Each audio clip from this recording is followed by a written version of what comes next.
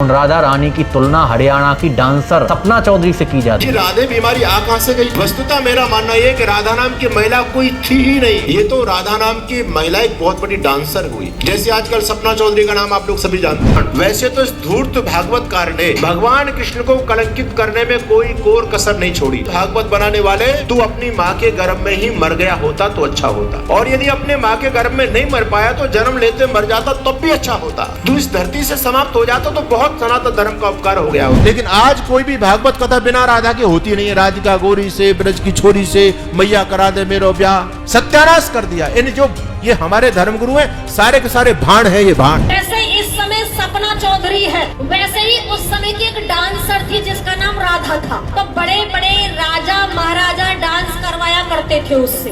ये वही वाली राधा। तो इसलिए कृष्ण के जीवन में कोई राधा नहीं है जिसको जोड़ करके रख दिया है। लेकिन गंदे गंदे गीत गाए जा रहे हैं। आओरी सखी मेरे मेहंदी लगा दो, मेहंदी लगा दो, मुझे ऐसी सजा दो, मुझे श्याम सुंदर की दुल्हन बना दो। नालायक हो, जब इसको गाते हो, सुनते हो, न गाने वाले को शर्म, न सुनने वाले को शर्म। राधा नाम की एक ऐसी बीमारी आई, मैं तो बीमारी कहती हूँ। मंदिर में जब मूर्ति लेकर के आते हो तो यहाँ एक ड्रामा चलता है प्राण प्रतिष्ठा करने का। क्या प्राण डालने के बाद उस मूर्ति के अंदर प्राण आ जाते हैं? टीवी चैनलों में चलने लगा, प्राण प्रतिष्ठा होते ही रामलला का कलर चेंज हो गया। अरे बेवकूफी की बात। अरे पत्थर का क्या कलर चेंज होगा? लेकिन उनको अपने महिमा मंडल कराना है ना, पब्लिक को अयोध्या की तरफ खींचना है, उनको बेवकूफ बनाना है। तो पब्लिक को ऐसा चमत्कार दिखा रहे लोग, मीडिया वाले, कोई बुद्धि से नहीं सोचता है। तो प्राण प्रतिष्ठा होते ही रामलला का कलर चेंज हो गया। आगे वो चंपत राय ने बयान दिया कि रामलला भक्तों के भाव को ध्यान में रखते हुए बच्चे होते हुए 18 घंटे तक बिना विश्राम किए भक्तों को दर्शन दे रहे हैं। कितनी कमाल की बात है। भगवान राम बिना विश्राम किए भक्तों को दर्शन दे रहे हैं। यानी वो मूर्ति जो जड़ है उसको विश्राम की आवश्यकता है क्या? लेकिन लोगों मूर्ति की पूजा करते करते, जड़ की पूजा करते करते दिमाग भी जड़ हो जाता है। ज्योतिष पर विश्वास करते हो नहीं करते हो? सभी जाते होंगे। कोई यहाँ पर आ जाए पाखंडी कहने लग जाए कि मैं तुम्हारे भविष्य को बता दूंगा, तो सारे के सारे लोग पहुंच जाएंगे। ये केवल पूरा पाखंड है लोगों को फंसाने का। आप देखो मथुरा वृंदावन में जाओ, वहाँ ज्यादातर घरों में जो मंदिर बने हुए हैं, और अरे अब तो भगवान दोपहर में भी रेस्ट करते हैं। खुद विश्राम करता है तो भगवान को विश्राम करा रहा है। खुद रात को सोता है तो भगवान को सुलाता है, और सुबह फिर ताली बजा बजा करके जैसे बच्चों को जगाते हैं वैसे भगवान को जगाता है। और आजकल एक नया पाखंड और चला है लड्डू गोपाल का, है ना? आपके यहाँ भी होगा लड्डू गोपाल। जो का मतलब पता क्या है? चोर, डाकू, गुंडा, बदमाश, लुच्चा। इसका हिंदू का ये मतलब है। विकिपीडिया में डालो, है किसको विकिपीडिया डालो, हिंदू का मतलब है, डालो। शर्म भी नहीं आती, तुम बोल कैसे लेते हो? बोलो चट में डालो। धर्म का क्या मतलब? डालो तो सही। धर्म का, हिंदू का क्या मतलब? डालो तो सही। गर्व से बोलो हम हिंदू हैं, फिर गर्व से बोलो हम चोर है, डाकू है। बोलो गर्व से हम चोर है। सबसे बड़ा चरित्रहीन कौन है? चरित्रहीन कौन है? भगवान कृष्ण। कहते हैं चरित्रहीन ये पूरी नहीं है। अब एक शादी कर ली, 2 कर ली, 15 कर ली, 16 कर लो, बहुत है। 16 कितनी कर ली? 16 यार, ये भी चरित्र है कोई? किसी भगवान का कोई चरित्र है? कथाकार तो इतने बावड़े हो गए मेरे भगवान। पूरा भागवत छाण मारा, कहीं राधा नहीं मिली तो फिर बोला हम तो भाव मानते हैं। तो तुम गधे में घोड़ा और घोड़े में गधा और बकरी में भैंस और भैंस में बकरी, उल्टा पुल्टा सबका डालो। हम तो भाव मानते हैं। सब भाव भी तत्व के अनुरूप होना चाहिए। खाने और पैखाने में भेद करता नहीं, फिर वो खा के दिखा। पैखाने में खाने का भाव कर। अब मैं उन लोगों से पूछना चाहता हूं जो सिर्फ राधा रानी के नाम पर खूब पैसा लूट रहे हैं, जिनका राधा रानी का नाम लेते ही नेत्रों से अश्रुधारा बहने लगती है।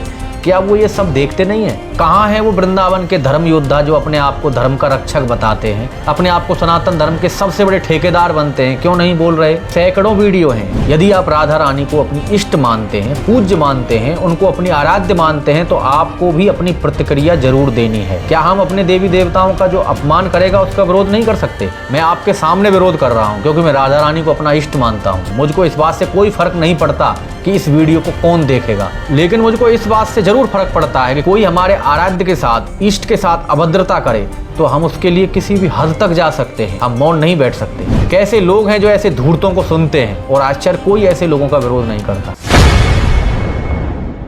लिए एक बार नहीं, 2 बार नहीं, 10 बार नहीं, प्रत्येक मंच पर निरंतर अभद्र टिप्पणी करे तो ऐसा तो नहीं है कि किसी को पता नहीं है। फिर उस आर्य समाजी बाबा का विरोध क्यों नहीं किया जा रहा है? क्या सिर्फ विरोध का मतलब पब्लिसिटी मात्र रह गया है? जहां छपास होगी वहीं विरोध किया जाएगा। ऐसे ऐसे वृंदावन में सनातन के नामचीन योद्धा पड़े हुए हैं, इतने बड़े अपने आप को धर्म के रक्षक बोलते हैं, तो क्या राधा रानी का अपमान इनके लिए गंभीर विषय नहीं है? जो चाहे देवी देवताओं के लिए कुछ भी बोल रहा है। और आश्चर्य तो देखिए, निरंतर हमारे देवी देवताओं का अपमान कर रहे हैं, भगवा चोला ओढ़े हुए हैं। राधा रानी का कैसे धड़ल्ले से डंके की चोट पर हर रोज अपमान किया जा रहा है। राधा रानी ब्रज की अधिष्ठात्री देवी हैं, भगवान भी जिनके चरण दबाते हैं, सुखदेव जी भी जिनका नाम नहीं लेते, बताते हैं उनको भी एक राधा नाम लेने से 6 महीने की समाधि लग जाती थी। उन राधा रानी की तुलना हरियाणा की डांसर सपना चौधरी से की जाती है। कि राधे बीमारी आ कहां से गई? वस्तुतः मेरा मानना यह है कि राधा नाम की महिला कोई थी ही नहीं। ये तो राधा नाम की महिला एक बहुत बड़ी डांसर हुई। जैसे आजकल सपना चौधरी का नाम आप लोग सभी जानते हैं, और वो इतनी बड़ी डांसर थी कि उसके जब कार्यक्रम होता था तो बहुत बड़ी तादाद में लोग एकत्रित हुआ करते। कार्यक्रम कराना उस डांसर का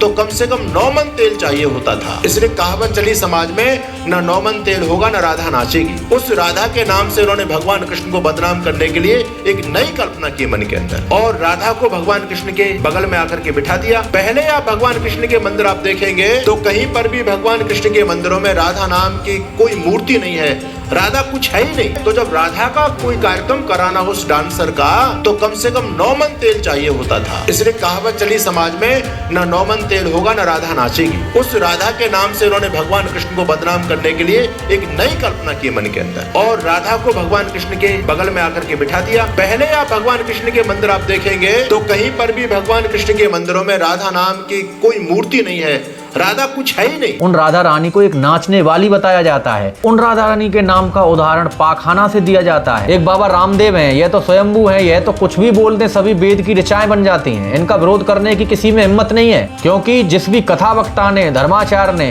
जो चैनलों पर आते हैं, एक ने भी इनके खिलाफ आवाज निकाली, उसका धंधा बंद। जितने भी ट्रस्ट के प्रकल्प चल रहे हैं वो अब धाराशायी हो जाएंगे। इसीलिए किसी की हिम्मत नहीं है जो एक कमेंट भी कर सके।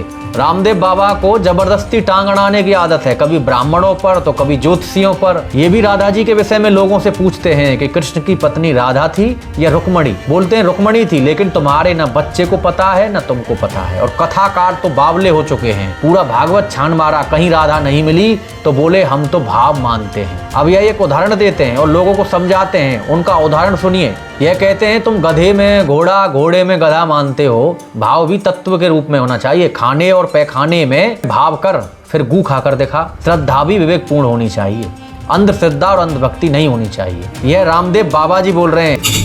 आजकल एक बहुत विवाद चल रहा है, यूट्यूब खोल करके देख लेना।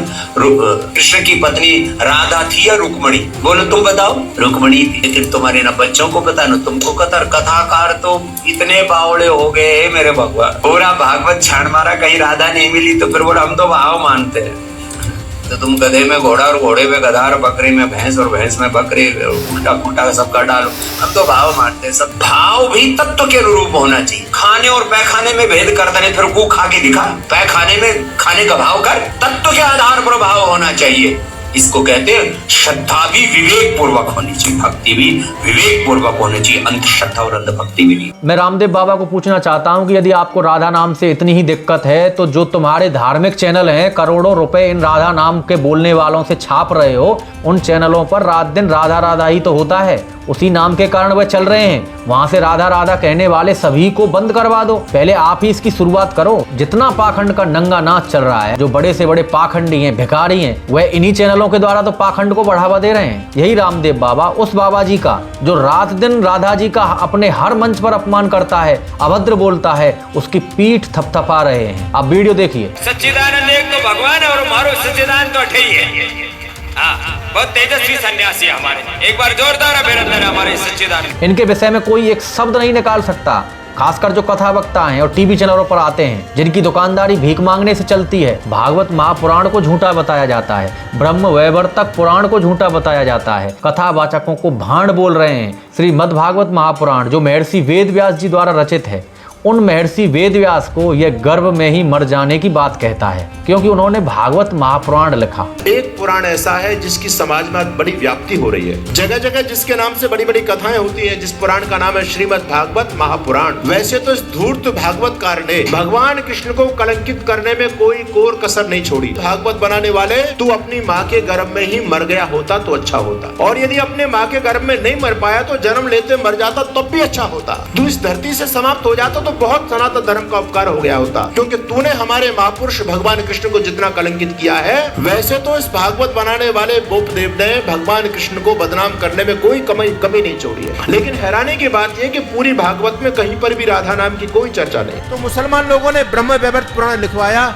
भगवान कृष्ण को बदनाम करने के लिए। तो उस ब्रह्म वैवर्त पुराण के अंदर राधा नाम की कल्पना की गई है। ब्रह्म वैवर्त पुराण के अलावा किसी पुराण में राधा नहीं है, लेकिन आज कोई भी भागवत कथा बिना राधा के होती नहीं है। राधिका गोरी से, ब्रज की छोरी से, मैया करा दे मेरो ब्याह, सत्यानाश कर दिया। इन जो ये हमारे धर्मगुरु हैं, सारे के सारे भाण है ये भाण। क्या कहोगे इस विषय में? यह लोग क्या चाहते हैं? कोई इनसे पूछने वाला है, या फिर ये लोग ऐसे ही नंगा नाच हमारे देवी देवताओं के लिए करते रहेंगे और हम इनकी चाटुकारिता में इतने तल्लीन हो जाएंगे कि एक शब्द उनके विरोध में नहीं बोल सकते? क्या सब कुछ पैसा है? क्या सब कुछ चाटुकारिता ही है? क्या सब कुछ लिफाफा ही है? अपना कोई वजूद नहीं है? केवल नाचना गाना ठुमके लगाना यही धर्म है? सिर्फ बतौलेबाजी करना, नारे लगाना, पुतले फूंकना और अखबारों में छपना, मीडिया में चेहरा चमकाना और फिर शांत हो जाना यही धर्म की रक्षा है? और सिर्फ उन मुद्दों को ही भुनाना जिसमें अपना कोई स्वार्थ हो? जो हकीकत में सनातन धर्म के देवी देवताओं के प्रति जो चाहे कुछ भी बोल जाए, यह सही है। लेकिन दुर्भाग्य इस बात का है कि सबको सांप सूंघा हुआ है। सब एक दूसरे का इंतजार कर रहे हैं, यदि कोई मुद्दा गर्म हो तो उसको भुनाया जाए। और यह मैं दावे से कह सकता हूं, पता सबको है, लेकिन सब मौन है। यदि यह विषय वायरल हो जाता है तो आप देख लेना, एक से एक सनातन धर्म के रक्षक निकलकर सामने आएंगे। लेकिन अभी सब भूमिगत हैं, जैसे किसी को कुछ मालूम ही ना हो। प्रदीप मिश्रा ने राधा जी के लिए जितना भी बोला था उसमें कोई अभद्र टिप्पणी नहीं थी, लेकिन कितना बवाल हुआ था सोशल मीडिया से लेकर print media, electric media, digital media. जबकि प्रदीप मिश्रा ने कई बार सार्वजनिक मंच से माफी भी मांग ली थी, लेकिन उनका विरोध थमने का नाम नहीं ले रहा था। आखिरकार उनको बरसाना आना पड़ा। ब्रिज में भी महापंचायतें हुई, लेकिन अब क्यों नहीं? जबकि खुलेआम रोज प्रत्येक मंच से अभद्रता की जा रही है। कहाँ है वो वृंदावन के धर्म योद्धा जो अपने आप को धर्म का रक्षक बताते हैं, अपने आप को सनातन धर्म के सबसे बड़े ठेकेदार बनते हैं? क्यों नहीं बोल रहे? सैकड़ों वीडियो हैं। जो एक तथाकथित गिरोह है वह राधा रानी के लिए अभद्र टिप्पणी करने में कितने नीचे गिर चुका है। आखिर इनका मकसद क्या है? ये क्या चाहते हैं? ये लोग क्यों हिंदू देवी देवताओं के पीछे पड़े हुए हैं? अब मैं उन लोगों से पूछना चाहता हूं जो सिर्फ राधा रानी के नाम पर खूब पैसा लूट रहे हैं, जिनका राधा रानी का नाम लेते ही नेत्रों से अश्रुधारा बहने लगती है। क्या वो ये सब देखते नहीं है? उनको ये पता नहीं है?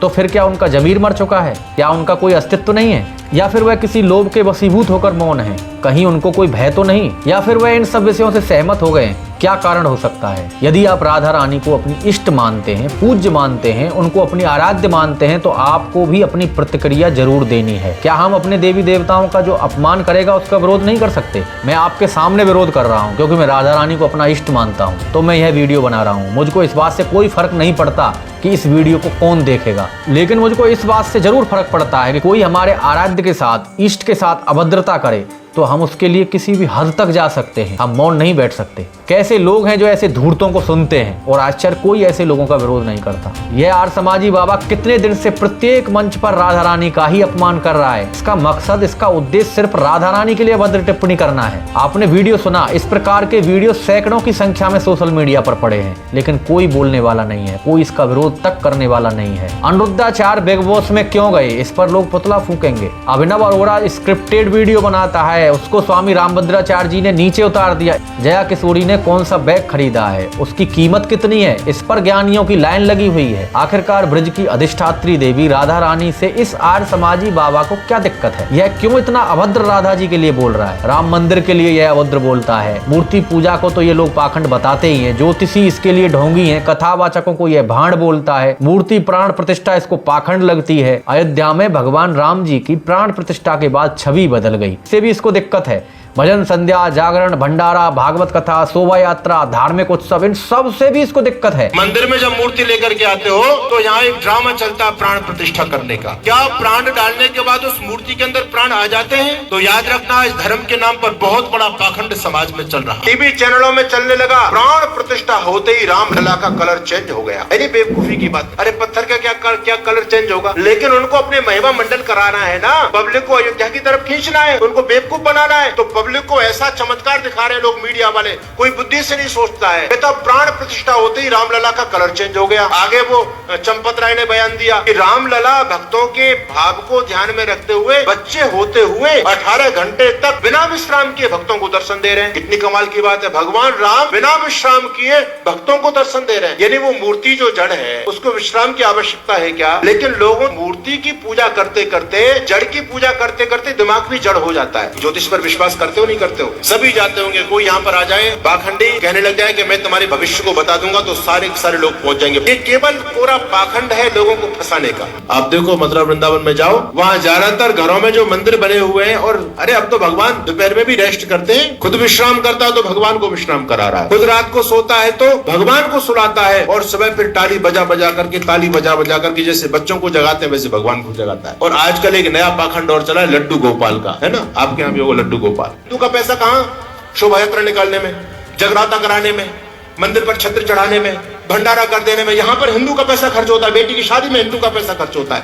डीजे पार्टियों में यहाँ से झंडा लेकर के जा रहे हैं, खाटू श्याम, कितना पैसा बर्बाद हो रहा है। कथाओं में कोई चिंतन नहीं दिया जा रहा, बस वहां तो माताएं मैंने आती है, ताली बजा बजा करके नाच करके और चली जाती है, कहते बड़ा आनंद आ रहा है कथा में। क्या खाका आनंद आ रहा है? केवल हमारे हिंदू समाज को नपुंसक बना दिया धर्माचार्यों ने, बस नचाना शुरू कर दिया। खुद भी भांड नाच रहे हैं व्यासपीठ पर बैठ करके, पब्लिक को भी नचा रहे हैं, हमारी माताएं बहनें भी नाच रही हैं। बस ये मनोरंजन हम लोगों ने धर्म समझ लिया। यह मानसिक विक्षिप्त है या सनकी है या फिर सिरफरा है? आखिर इसका उद्देश्य क्या है? एक इसकी चेली है, वह तो राधा रानी की तुलना सपना चौधरी से करती है, राधा जी को नाचने वाली बताती है, वो भी भरे मंच पर। सुनिए, इस वीडियो को सुनिए। जैसे इस समय सपना चौधरी है, वैसे ही उस समय की एक डांसर थी जिसका नाम राधा था। तो बड़े बड़े राजा महाराजा डांस करवाया करते थे उससे। ये वही वाली राधा जो बिना नौमन तेल के नहीं नाचा करती थी। इसलिए कृष्ण के जीवन में कोई राधा नहीं है जिसको जोड़ करके रख दिया है। लेकिन गंदे गंदे गीत गाए जा रहे हैं। आवरी सखी मेरे मेहंदी लगा दो, मेहंदी लगा दो, मुझे ऐसी सजा दो, मुझे श्याम सुंदर की दुल्हन बना दो। नालायक हो, जब इसको गाते हो, सुनते हो, न गाने वाले को शर्म, न सुनने वाले को शर्म। राधा नाम की एक ऐसी बीमारी आई, मैं तो बीमारी कहती हूँ कि ऐसी बीमारी आई है, इसने कृष्ण भगवान को भी दूर कर दिया है। राधे राधे गाना भी चल रहा है, क्या चल रहा है? श्री राधे राधे राधे श्री राधे राधे। ये श्री किसके आगे लगाई जाती है? स्त्री के आगे या पुरुष के आगे? किसके आगे? पुरुष के आगे श्री लगाई जाती है, और स्त्री के आगे श्रीमती लगाई जाती है। अच्छा, अब राधा स्त्री है या पुरुष है? स्त्री है, लेकिन क्या कह रहे हैं? श्री राधे राधे। महामूर्खो, ये तो देख लो, यहाँ श्री आएगी, श्रीमती आएगी। यह वीडियो मैंने बहुत पहले धर्म की आवाज चैनल पर डाला था, लेकिन किसी का कोई रिएक्शन नहीं हुआ, सब मौन है। लेकिन राधा रानी के नाम से धन सबको चाहिए। राधे राधे राधे राधे। अरे भाई, इसको भी तो सुनो, यह क्या हो रहा है? राधा रानी के साथ खुलेआम अभद्रता की जा रही है, उनका अपमान किया जा रहा है। सिर्फ राधा रानी को गालों पर छपवाने से राधा रानी के भक्त नहीं हो जाओगे। लोगों का कैसे ब्रेन वॉश किया जा रहा है। यह लाल कपड़े पहनकर कहाँ का सनातनी है? यह तो विधर्मियों से भी गया गुजरा है। आखिर इसका उद्देश्य क्या है? कोई इसको न पूछने वाला है, न कोई इसका विरोध करने वाला है। सिर्फ हिंदू देवी देवताओं के लिए भौंकना आता है। सनातन धर्म और हिंदू देवी देवताओं के लिए ही इनके ज्ञान की तीसरी आंख खुलती है, और दूसरे धर्मों के लिए इनके सभी द्वार बंद हो जाते हैं। एक ब्रह्म ऋषि कुमार स्वामी है, कहने को तो ब्रह्म ऋषि हैं, सभी दुखों का निवारण करने का दावा करते हैं, लेकिन इनकी मानसिकता देखिए, इनकी सोच देखिए। ये भगवान कृष्ण को सबसे बड़ा चरित्रहीन बताते हैं। इनका कहना है कि कृष्ण भगवान का कोई चरित्र ही नहीं है। यह लोगों को हिंदू शब्द का अर्थ बताते हैं। हिंदू का मतलब चोर, लुच्चा, लफंगा, बदमाश, यह इनका कहना है। आप सुनिए वीडियो। सबसे बड़ा चरित्रहीन कौन है? चरित्रहीन कौन है? भगवान कृष्ण। कहते हैं चरित्रहीन ये पूरी नहीं है। अब एक शादी कर ली, 2 कर ली, 15 कर ली, 16 कर लो, बहुत है। 16 कितनी कर ली? 16 यार, ये चरित्र है कोई? किसी भगवान का कोई चरित्र है? और बच्चे कितने कर लिए? 1 लाख साल। चरित्र मान करेगा?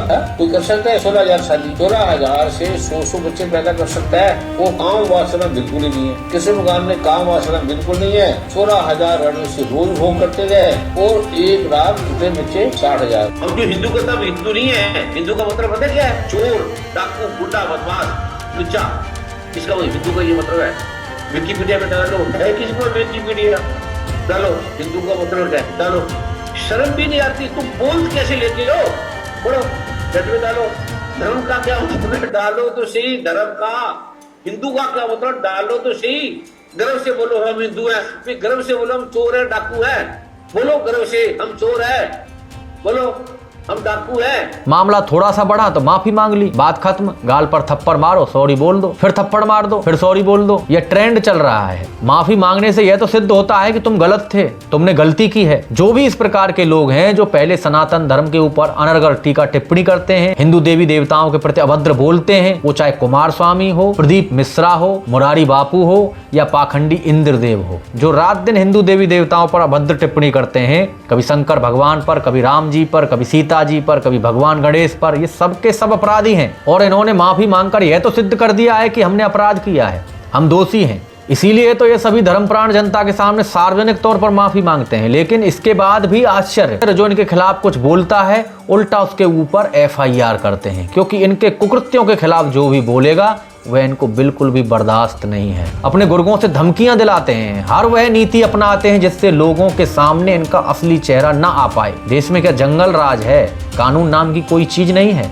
देश में कानून सबके लिए है। सिर्फ बतौलेबाजी करना, नारे लगाना, पुतले फूंकना और अखबारों में छपना, मीडिया में चेहरा चमकाना और फिर शांत हो जाना, यही धर्म की रक्षा है? या सिर्फ उन मुद्दों को ही भुनाना जिसमें अपना कोई स्वार्थ हो? जो हकीकत में सनातन धर्म के देवी देवताओं के प्रति जो चाहे कुछ भी बोल जाए, यह सही है? दोस्तों एक बार सोचना जरूर। आज के लिए इतना ही, फिर मिलेंगे किसी सनातन धर्म से संबंधित ज्वलंत विषय के साथ। वीडियो को पूरा देखने के लिए आपका बहुत बहुत धन्यवाद।